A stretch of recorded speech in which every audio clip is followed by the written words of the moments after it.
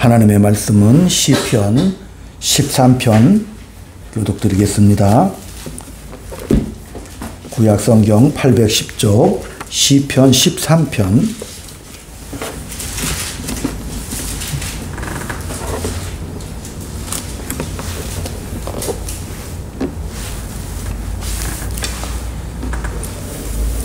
여호와여, 어느 때까지니까 나를 영원히 잊으시나이까?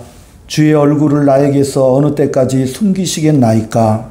나의 영혼이 고민하고 종일토록 마음에 의심하기를 어느 때까지 하오며 내 원수가 나를 치며 자랑하기를 어느 때까지 하리이까? 여호와 내 하나님이여, 나를 생각하사 응답하시고 나의 눈을 밝히소서. 두렵건대 내가 사망에 잠을 잘까 하오며 두렵건대 나의 원수가 이르기를 내가 그를 이겼다 할까 하며 내가 흔들릴 때 나의 제적들이 기뻐할까 하나이다. 나는 오직 주의 사랑을 의지하여 싸우니 나의 마음은 주의 구원을 기뻐하리이다. 내가 여호와를 찬송하노니 이는 주께서 내게 은덕을 베푸시니라. 아멘. 할렐루야. 인사 나눕니다. 주의 사랑으로 사랑합니다. 주의 사랑으로 사랑합니다. 아멘. 하나님은 나의 아버지십니다. 하나님은 나의 아버지십니다. 예수님의 보혈의 피로 깨끗하게 되었습니다. 예수님의 보혈의 피로 깨끗하게 되었습니다. 아멘. 네. 오늘 계속해서 하나님의 사랑을 받았던 그 다윗 왕, 그 다윗은 은혜의 조상이라고 할 수 있습니다. 믿음의 조상은 누구죠? 아브라함이라고.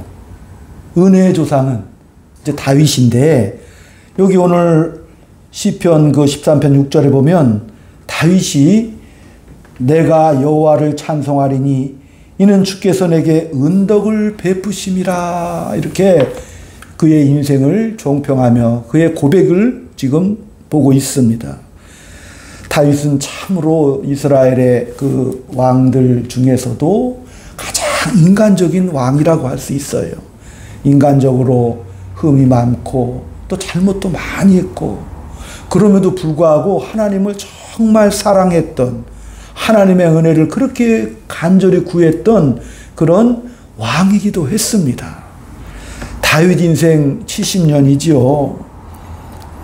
유다 지파의 이사의 막내 아들로 태어나서 목동으로 자라다가 나이 15세에 전쟁터에 나가서 적장 골리앗을 죽이고 큰 승리를 거두고, 거기서부터 인생이 사울은 천천히고 다윗은 만만이라 하는 칭송을 받으며 사울왕의 사위도 되고 또 경비대장이 되기도 했고,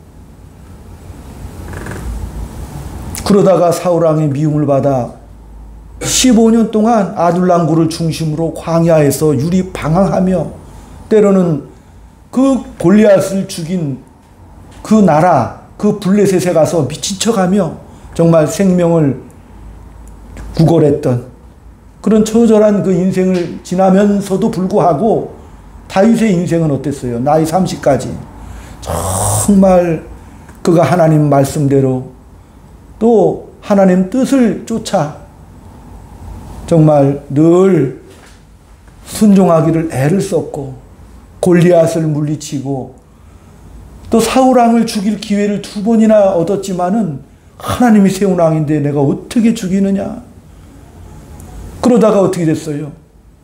유다 지파의 왕이 되어서 헤브론에서 7년 동안 왕 노릇하다가 드디어 12지파를 통일하고 그 이후로 33년 동안, 그러니까 총 40년 동안 왕으로서 그런 군림을 했던 그런 인물이고, 또 나이 30세까지는 그렇게 승승장구했던 그런 왕이었는데 이제 하나님 앞에 정말 그 안타까운 범죄를 또 저지르게 됩니다.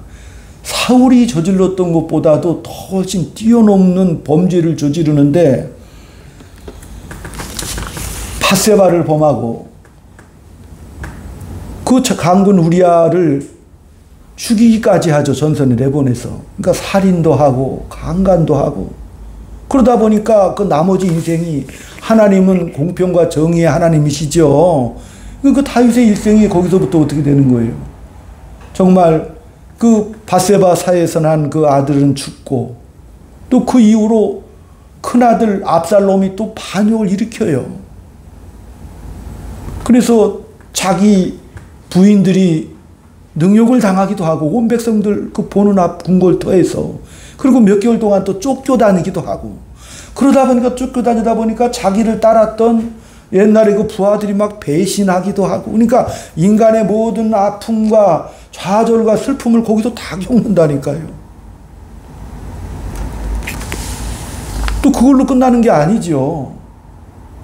세바라는 사람이 또 반역을 말년에 또 일으켜서 통지풍파를 일으키기도 하고, 또 사무엘상 하에 24장에 가면 말년에는 또 뭔 잘못을 저지르냐면은 이 밧세바 강간 사건보다도 어쩌면 더 큰 사건을 또 일으켜.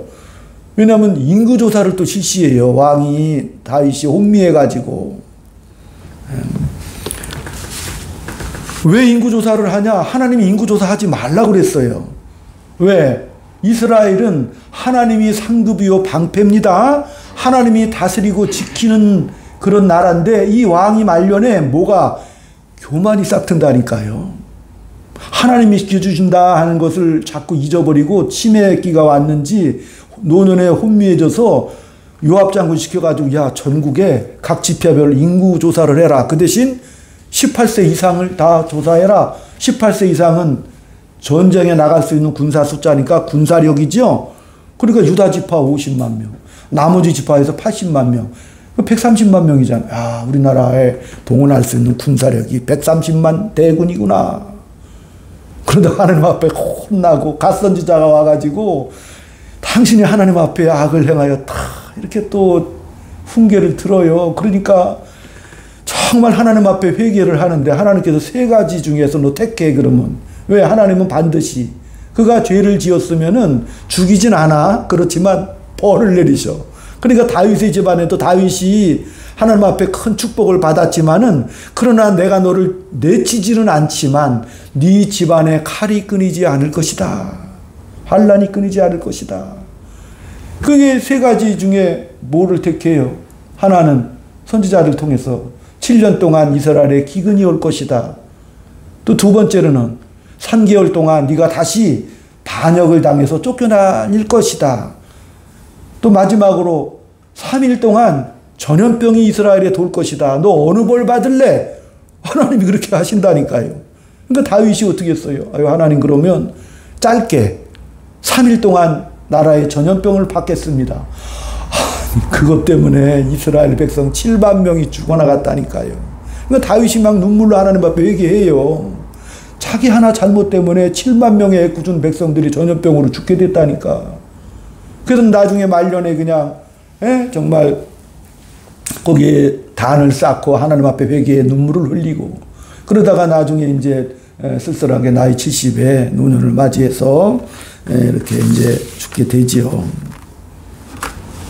그러니까 앞에는 굉장히 웅장하게 영웅으로서 출발했고 하나님 말씀 따라 순종하며 살았던 다윗인데, 다윗이 그 가장 그 잘한 일들 중에서도 왜 언약궤를 갖다가 실로에서 가져다가 그 언약궤를 모셔요. 그러니까 막 언약궤가 들어올 때 다윗이 너무 막 기뻐했다니까요. 하나님을 모시고 정말 기뻐하며 춤추며 인격적인 하나님과의 좋은 관계와 교제를 맺었던 그런 다윗이고, 또 너무 하나님의 은혜가 감사해가지고 하나님 내가 전을 지어드리겠습니다 하는 위대한 또 좋은 일을 많이 하잖아요. 그런 마음속에. 그 마음은 나쁜 게 아니죠. 근데 하나님께서는 야, 네가 짓냐? 내가 너에게 집을 주는 거다라고 하나님의 주권을 말씀하신 거거든요. 이 모든 역사를 통치하신 건 하나님이시죠. 하나님이 우리에게 다 주시는 거를 말하는 거고, 또 아까 인구조사 사건에서도 그 하나님의 주권을 심하게 도전한 사건이거든요. 그것도 하나님이 방패와 상급인데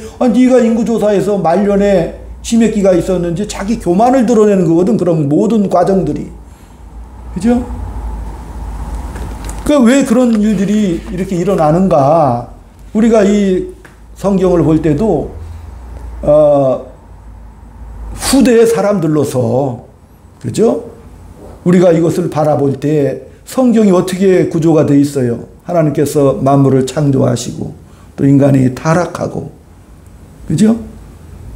그 다음에 하나님께서 이스라엘 백성들을 택해 주시고, 그 다음에 애굽 땅에서 있다가 탈출시켜 주시고 가나안 땅에 들어가게 하시고, 그러면서 사무엘과 열왕기 상하를 거치면서 이스라엘이 이렇게 멸망하게 되잖아요.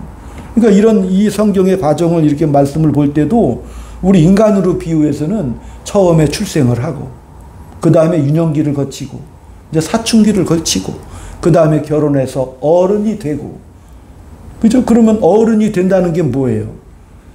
젊은 날에는 내가 방황도 많이 하고, 또 젊은 날에 후회와 실수를 한 것에 대해서 많이 막 아파하기도 하죠? 야, 내가 그때 왜 그랬을까? 왜 그랬을까?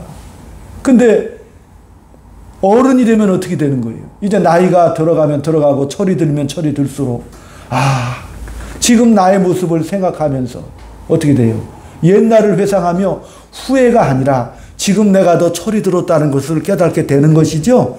그때 그런 일들을 다 겪어가면서, 야, 그런 일들이 내 인생에서 정말 지금 생각하면 부끄럽고 초라한 모습들이었지만, 지금 생각해보면 정말 그때마다 인도해 주시지 않았다면 내가 어떻게 살았을까 하는 그런 것과, 지금 또 내가 하나님의 자녀로서 삶을 살아갈 때도, 야, 내가 뭐예요? 그런 모든 사건들을 통해서 뭐 하자는 거예요? 더 잘하자는 거죠. 더 잘하자고 지금 하는 거고, 이 성경 말씀을 볼 때도 마찬가지. 이 다윗의 일대기가 이게 파란만장하게 펼쳐지잖아요. 특별히 다윗은 은혜의 조상이란 말이에요. 그러니까 다윗이 잘한 것도 많고 실수도 많아. 그럼에도 불구하고 늘 하나님과 교제를 나누고, 정말 하나님 앞에서 정말 회개를 하고, 그러고 회개를 했는데 또 뭐 하는 거예요? 또 죄를 짓죠. 이상해 보면은 죽을 때까지 그런 일들이 반복이 되는 거예요. 반복이 되는 거예요. 그러면 왜 이런 이야기들이 성경에 펼쳐지고 있는 것인지를 알아야 된다니. 안 그러면 성경을 그냥 이렇게 겉에서만 읽다가 그 뜻을 잘 깊이 이해하지 못하면, 성경을 볼 때, 야, 다윗은 잘했고 사윗은 못했네, 나머지 펼쳐지는 그런 왕들도 잘했네 못했네를 따지게 되면 하나님의 그 뜻이 많이 약화되는 것이죠. 그러니까 우리가 창세기를 하나님 말씀 볼 때도, 하나님이 우리를 하나님의 형상대로 지음받았지요. 하나님의 형상대로 지음받아서 하나님과 뭐예요? 에덴 동산에서 사랑과 믿음으로 교제를 나눈 거죠. 그러니까 인간이 타락을 했어도 하나님의 고집은 뭐예요? 하나님의 성실하심은 그 인간을 회복시키겠다는 거라니까요. 이 성경 전체의 스토리가. 그죠? 그러니까 하나님과 함께 사랑과 믿음의 대상으로 끝까지 아버지 품에서 행복하게 살게 하시려는 그런 하나님의 의도라니까요. 아멘. 그런 의도. 그렇기 때문에 이 아브라함의 슬픈 이야기들과 용감했던 이야기들이 동시에 막 그렇게 기록이 되면서, 마태복음 1장 1절에 보면, 신약성경 제일 처음 거기에 보면은 아브라함과 다윗의 자손 예수 그리스도의 세계라 이렇게 나오거든요. 그러면서 신약이 쫙 펼쳐지는 거예요. 구약이 끝나고. 근데 구약의 인물 중에서 누가 나온 거예요? 믿음의 조상 아브라함이 등장하고, 그 다음에 또 누구의 세계라? 은혜의 조상 다윗의 자손 예수 그리스도의 세계라고 그래서 예수님이 어떤 분인가에 대한 힌트나 정체가 거기서 출발하고 있다는 사실이기 때문에 아브라함도 이해해야 되고 다윗도 이해를 해야 되는 거지요. 왜?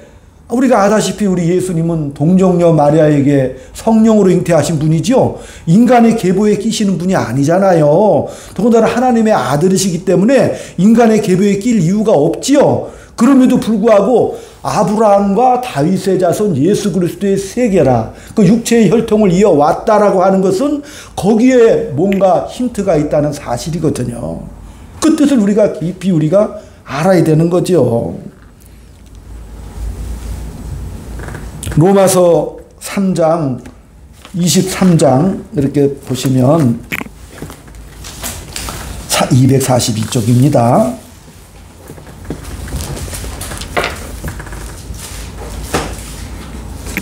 (242쪽) 한 목소리로 시작. 모든 사람이 죄를 범하였음에 하나님의 영광에 이르지 못하노니 그리스도 예수 안에서 있는 속량으로 말미암아 하나님의 은혜로 값없이 의롭다함을 얻은 자 되었느니라. 이 예수를 하나님이 그의 피로써 믿음으로 말미암는 화목제물로 세우셨으니 이는 하나님께서 길이 참으시는 중에 전에 지은 죄를 간과하심으로 자기의 의로우심을 나타내려 하심이니라. 그러니까 모든 사람이 죄를 범하였어요. 그러니까 구원을 설명하기 위해서 먼저 죄를 범하였다. 그 죄를 범했다는 게 무슨 뜻이냐면은 하나님의 영광에 이르지 못했다는 그런 뜻이고, 또 하나님이 만들려고 하는 결과에 이르지 못했다는 것이 바로 죄를 지었다는 뜻입니다. 그러니까 하나님이 만드신 목적지로 가야 되는데 우리 조상 아담이 하나님의 명령을 어겨서 죄를 지었잖아요. 그러니까 하나님의 그 목적에서 벗어나서 관계가 깨져버렸잖아요. 그래서 그 죄의 싹이 뭐예요? 사망이죠. 죄의 싹이 사망이라는 것은 요한복음 15장에서처럼 포도나무에서 줄기가 끊어져 땅에 떨어지면 그냥 썩어 죽어버리는 거잖아요. 그게 바로 죄라니까요. 창조자이신 하나님으로부터 끊어지면 그 가지가 마르고 썩을 수밖에 없어요.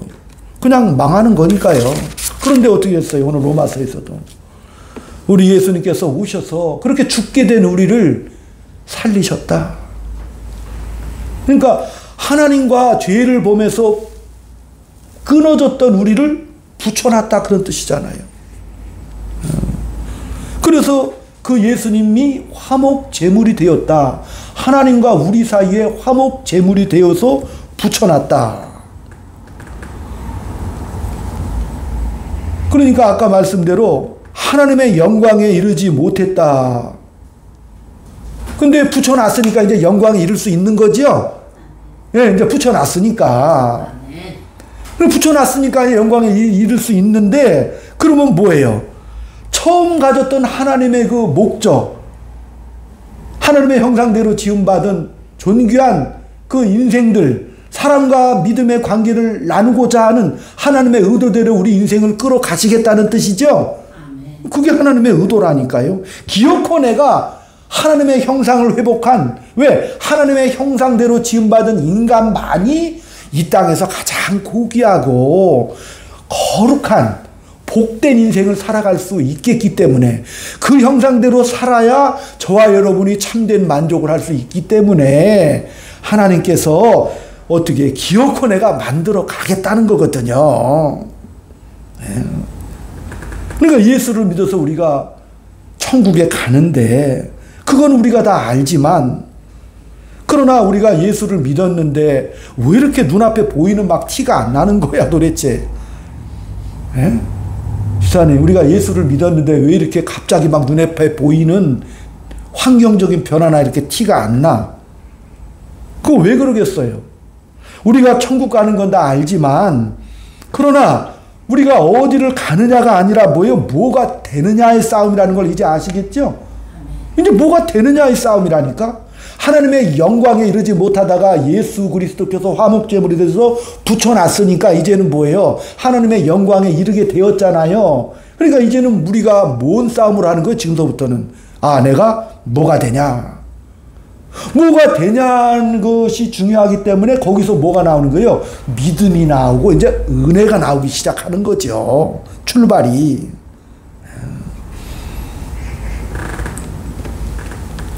그러니까 하나님이 처음에 가졌던 그 창조의 목적대로 생육하고 번성하여 땅에 충만하여 하나님의 영광의 찬송이 되라는 것이 하나님의 목적이라니까요.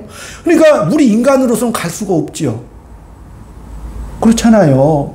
오늘 아까 다윗 왕의 일대기를 서두에 말씀드렸잖아요. 한 인생이 처음에는 위대하게 시작됐다가, 그죠? 그 다음엔 어떻게 됐어요?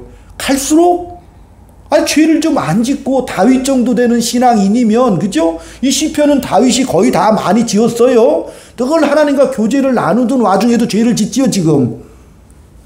잘하려고 했지만 다윗도 이렇게 실패하고 넘어지잖아요.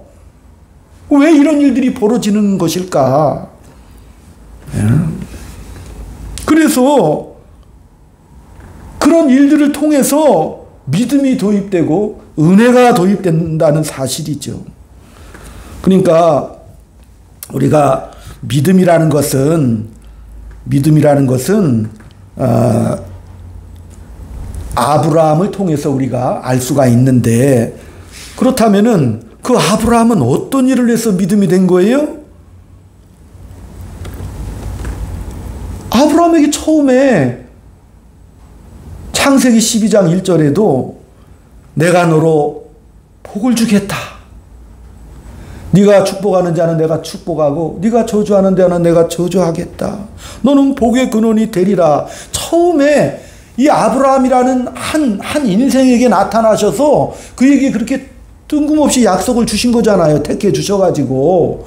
그리고 나서 아브라함이 갑자기 믿음이 생긴 건 아니지요. 자기가 인생에서 애구방에 도망갔다가 기근에 갔다가 자기 아내를 누이라고 그랬다가 뺏길 뻔했는데 하나님의 은혜로 간신히 되찾고, 또 그 당시 왕들과의 싸움에서 전투에서 승리를 하고, 그리고 그때마다 하나님께서 중간중간에 나타나셔서 야, 내가 하늘의 별처럼 땅의 모래처럼 내 자신을 번성하게 할 거야.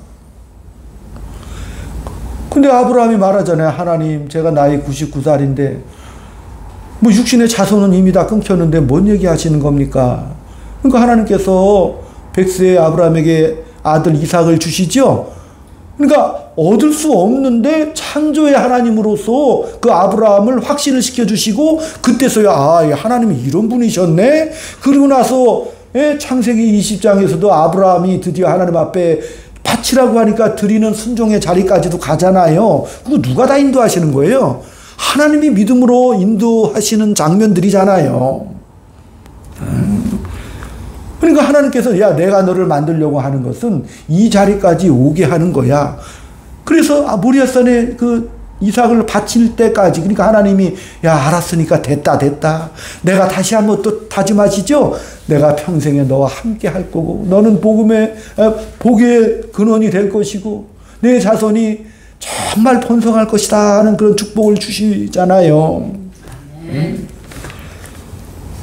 그러니까 하나님께서는요, 믿음의 그 수준까지를 내가 인도하겠다는 거거든.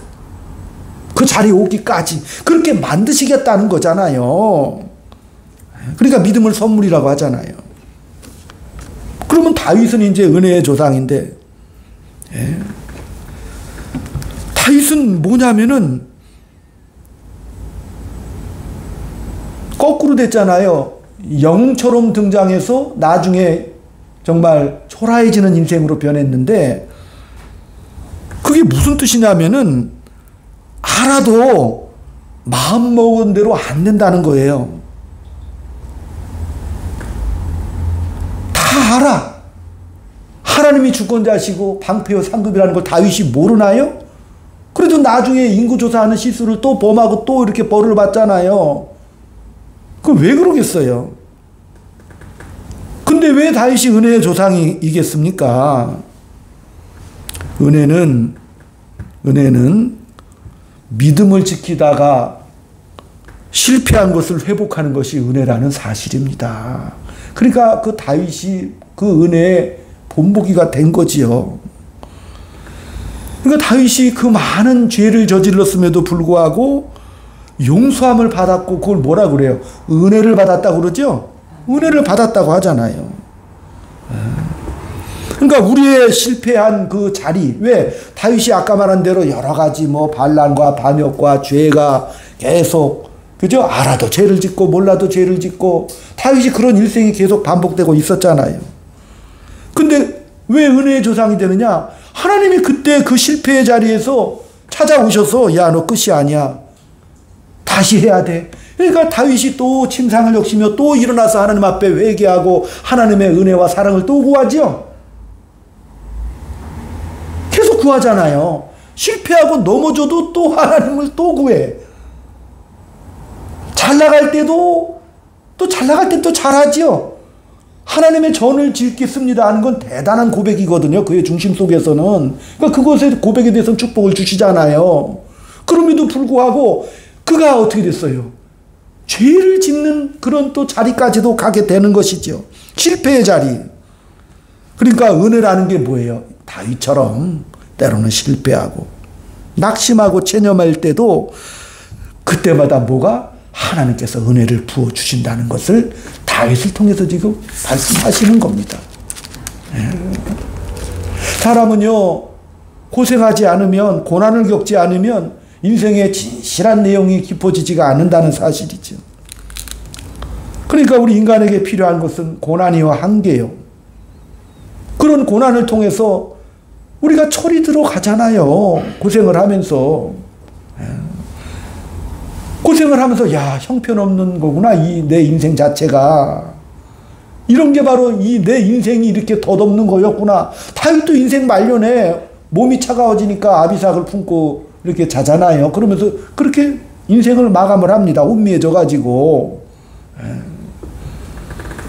그러니까 인생이 어떻게 되는 거예요? 젊은 날에는 활동하고 나름대로 뭔가 하나님 없이 뭔가 해보려고 하고 때로는 교만하기도 하고 인생의 모든 것을 다 품어내며 살아봤지만 또 우리도 살다 보면 먹고 살기 위해서 별일을 다 하잖아요. 몸부림을 치고. 그런데 오늘 다윗이 뭐예요? 하나님 앞에 엎드렸다니까요. 다윗은 뭐예요? 하나님을 알았다니까요. 아, 이 참된 인간이 자기가 인생을 왕으로서 특별한 은혜를 받아서 살아왔잖아요. 왕으로서 인생을 살아봤지만 야, 정말 멋있고 명예로운 것은 뭐예요? 오늘 그 시편에 있는 고백처럼 이게 다 하나님의 은덕이었네. 그거를 깊이 깨닫게 된 거지. 네. 그러니까 다윗을 통해서 하나님은 다윗아, 내가 너를 포기하지 않고 끝까지 내가 너를 목적한 대로 끌고 갈 것이다. 그래서 누가 오시는 거예요? 목적한 대로 끌고 가시기 위해서 예수 그리스도께서 드디어 신약의 장을 열면서 예수님이 오시지 않습니까? 왜? 하나님께서 그 아들을 보내신 것은 요한복음 3장 16, 17절에도 보면은 심판하려는 것이 아니라 구원하려고 아들을 보내셨습니다. 그러니까 창조주가 우리를 그냥 놔두지 않고 다시 한번 해보자라고 격려해 주시는 거라니까요. 다시 하자. 그게 바로 은혜고 오늘 그 모델이 바로 다윗입니다.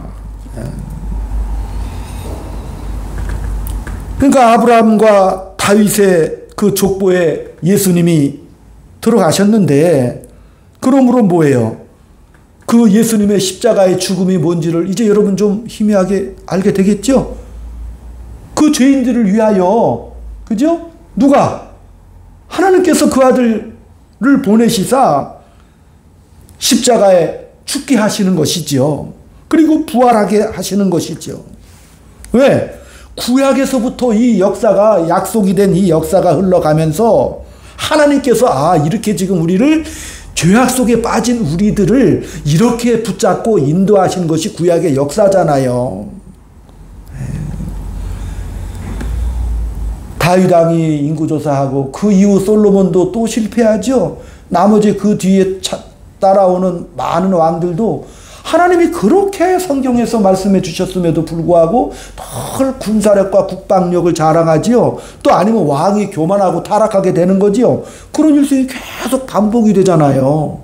모든 사람이 죄를 범하였음에 하나님의 영광에 이르지 못하는 그 현실이 계속되고 있죠. 그게 성경의 역사지 않습니까? 그런 사망 권세에 빠진 우리들을 살리기 위해서 하나님께서 그 아들 예수 그리스도를 보내시사 이 땅에 어떻게 해요? 사망 권세의 자리에 오셔서 죽으시잖아요. 그리고 그 인간의 어쩔 수 없는 한계와 낙심과 절망의 그 사망 권세 한계를 어떻게 해요? 부활로 말미암아 회복해 주셨다는 사실입니다. 그 저와 여러분이 뭐예요? 생명의 성령의 법으로 말미암아 인도해 주신다는 사실입니다. 그게 왜 그러냐면 이 자식들을 대할 때도 자식을 법으로 다스리는 부모는 없죠. 자식이 죄짓고 쫓아오면 고발해가지고 쳐넣으라는 부모는 없죠. 그렇죠? 자식은 법으로 안 다스린다니까. 사랑으로 대하기 때문에 때로는 잘못했을 때는 화를 내고 심하게 나무라기도 하고 매질도 하기도 하지 않아요? 왜 그렇게 자식한테는 그렇게 특별히 대하는가요? 그 정도로 너는 멈춰서는 안 된다는 거잖아요. 거기서 멈추면 안 되고 더 커야 되는 거야. 너 거기서 멈추면 안 돼. 초등학교, 중학교로 끝날래? 아니야. 고등학교도 가고 대학교도 가고 대학원도 가야지. 커야 되는 거니까. 거기다 자식 잘 되라는 얘기 아닙니까? 우리가 예수를 믿고 나서 예수님 저 이만하면 됐지요. 예수님 이제 내가 예수를 믿고 나서 이 정도로 내가 하나님 앞에 하면 되지 않겠습니까? 그게 다윗이라니까요. 골리앗을 물리쳤죠. 사울왕을 죽이지 않았어요. 유리 방황할 때도 끝까지 하나님의 말씀 붙잡고 하나님과 교제를 나눴던 다윗 아닙니까? 근데 왜 하나님께서는 다윗 왕에게 그 광야길을 걷게 하시고 그런 죄악의 길을 경험하게 하시는 겁니까? 그 위대했던 왕이 여자 하나 이길 힘이 없었다니까요. 그죠? 육체 유혹에 빠져버리잖아요. 자식들이요, 큰아들 죽고 암논 죽고 압살롬 죽고 10명의 아들 중에서 몇 명이 대여섯 명이 다 죽어 나갔다니까요. 7제가 솔로몬이 왕이 되지 않습니까? 자기 자식 하나 못 다리고 살았다니까요. 여자 하나 이기지를 못하고. 말년에는 아까 말씀드린 대로 정신이 오락가락 해가지고 인구조사를 하지 않나.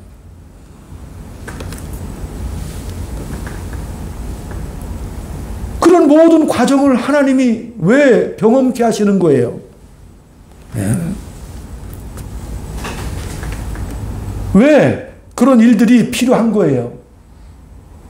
우리가 예수 믿고 나서 구원함을 얻었으면 막바로 천국으로 보내시면 되잖아요. 야 됐어 이제 너희들 다 가. 근데 왜 이 긴긴 세월을 경험하게 하시는 것이고 욥을 비롯해서 많은 성경의 인물들이 그 고난을 통과하게 하시잖아요.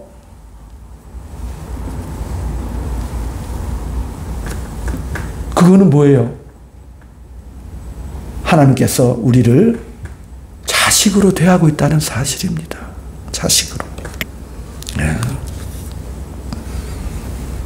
오늘 시편 13편의 고백처럼 정말 어느 때까지 이 고난이 계속되겠습니까? 3절에도 나오잖아요.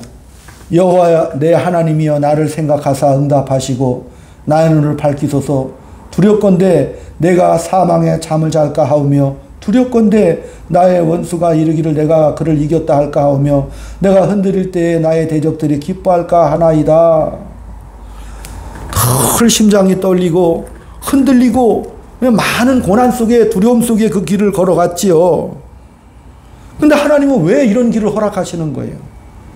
다윗을 무슨 영웅을 만들려는 게 아니고 다윗을 뭘로 만든 거예요? 하나님의 자녀라는 그런 영광의 존재로 내가 만들겠다. 그러니까 우리가 사춘기 때나 유년기 때는 막 골목대장하고 막 친구들하고 싸우고 다투고 무슨 뭐 이렇게 하면서 자랑을 하고 힘을 자랑하고 막 돈을 자랑하고 뭐 이렇게 하지만 그러나 나이가 들고 철이 들면은 에이 그런 게 아니네. 가정을 사랑하고 왼수들을 사랑하고 참고 내가 한 훌륭한 어떤 그런 소속으로 원으로서 원만한 삶을 누리는 것, 가족을 내가 지키고 돌보는 것 이런 곳으로 발전해 가죠.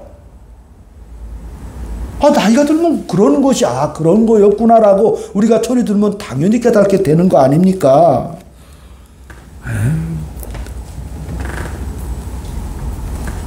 그러니까 다윗은 뭐예요? 비로소 내가 여호와를 찬송하리니 이는 주께서 내게 은덕을 베푸시였음이로다.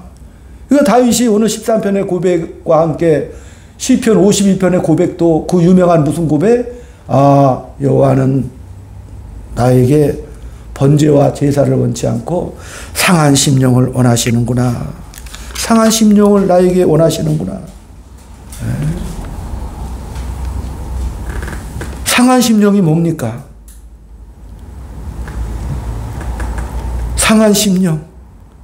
내가 아무짝에도 쓸모없고 죄로 말미암아 죽을 수밖에 없었는데 최악의 자리에서도 그것을 받아주시는 하나님. 그런 하나님이셨구나. 그러니까 말년에서야 비로소 상한 심령이 무엇인지를 깨닫게 된 것이지요.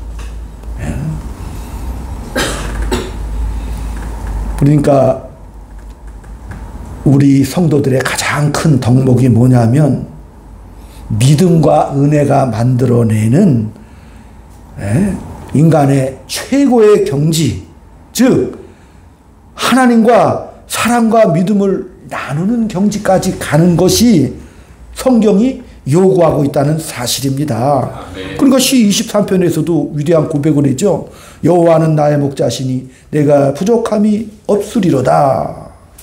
그러면서 시 23편에 뭐라 그랬어요? 내가 사망의 음침한 골짜기로 다닐지라도 해받음을 두려워하지 않을 것은.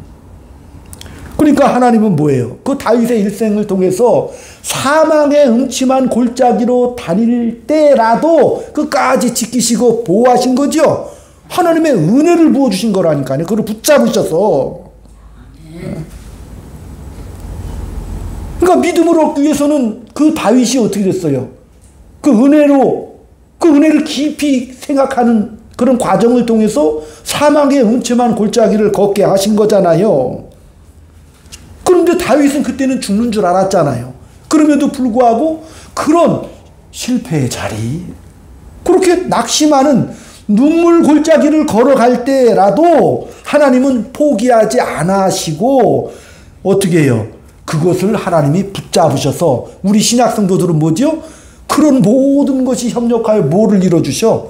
선을 이뤄주신다라고 약속을 주신 것이죠. 네. 그러니까 그거예요. 다윗의 일생이. 우리가 실패도 할 수 있고 절망도 할 수 있지만 하나님은 그때마다 우리를 놔두지 아니하고 끝까지 은혜를 베풀어 주신다는 사실입니다. 그게 그러니까 그 은혜라는 게 뭐냐면 끝이 아니다. 너는 포기하잖아. 우리는 되게 절망 가운데 포기하지요. 근데 하나님은 뭐예요? 다윗을 통해서 아니야. 다시 시작하자. 그러니까 다윗이 침상에서 적셔서 눈물 흘리다가 다시 또 일어나서 모든 게 하나님을 찬송합니다. 이 모든 게 하나님의 은덕입니다. 내가 영원토록 주님을 찬양합니다라고 끝까지 고백을 하고 끝나죠. 그게 택한 자들의 위대한 일생이고 은혜의 조상의 본복이라니까요. 하나님이 이게 다윗을 통해서 자꾸 뭘 하시는 거예요? 다윗아, 일어나. 부모의 심정이죠. 더 가자. 더 가자. 너는 포기하지만 나는 너를 포기하지 않아. 저와 여러분은 예수를 믿었잖아요. 하나님의 은혜로 말미암아 우린 돌아갈 수가 없는 그런 존재들이잖아요. 왜? 하나님이 우리를 붙잡고 계시기 때문에 그렇습니다. 하나님 우리에게 그런 약속을 주시는 거예요. 아무도 너의 인생을 무너뜨릴 수가 없어. 위험이나 사망이나 그 모든 것들도 너를 해할 수 없단다. 왜? 내가 너와 함께하기 때문에 그렇단다. 영원하신 하나님의 은혜와 지혜가 우리를 붙잡고 감싸고 있다는 사실입니다. 예수를 믿는다는 것은 우리가 포기한다고 포기되는 것도 아니고, 왜? 하나님이 일하시기 때문에 그렇습니다. 하나님은 다윗을 통해서 우리 보고 세상을 바꾸라고 하지 않아요. 무슨 뭐 환경을 바꾸라고 하지도 않습니다. 나를 만드시는구나. 아멘. 그 다윗이 말년에 그것을 깨달은 거지. 상한 심령이 되어서. 네. 결국은 나를 만드시는 과정이셨구나. 우리가 살면서도 저 왼수가 하지 말고, 아, 저 왼수가 나를 돕느라고 저렇게 있는 거구나를 깨닫게 되는 거잖아요. 나 하나 소년 영웅이었던 골리앗을 무찌르던 다윗이 하나님 말씀 따라 순종했던, 그래서 언약궤를 가져왔던 다윗이 성전을 지어 바치려고 했던 그 다윗의 일생 속에 이제는 그런 겉의 모습이 어떻게 돼요? 이제는 본질과 정체성으로 가죠. 내가 누군가, 너는 어떤 존재냐, 하나님은 너에게 어떤 분이신가를 다윗이 그때서야 알게 되고, 하나님 죄인 부르실 때 나를 부르소서, 제가 여기 있나이다. 하나님께서 끝까지 우리를 붙잡으시는 것이죠. 모든 사람이 죄를 범하였으며 하나님의 영광에 이르지 못하였더니 예수 그리스도의 십자가의 죽으심으로 말미암아 이제 영광에 이르는 존재가 되었지요. 주의 말씀과 주의 성령께서 이제는 뭐예요? 나를 포기하지 않으신다는 거예요.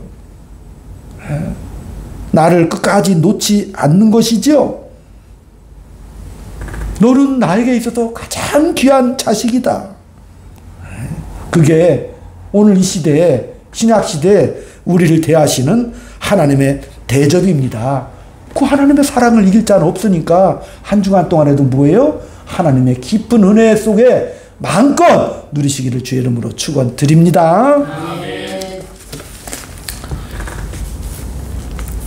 우리 찬송 444장을 드립니다.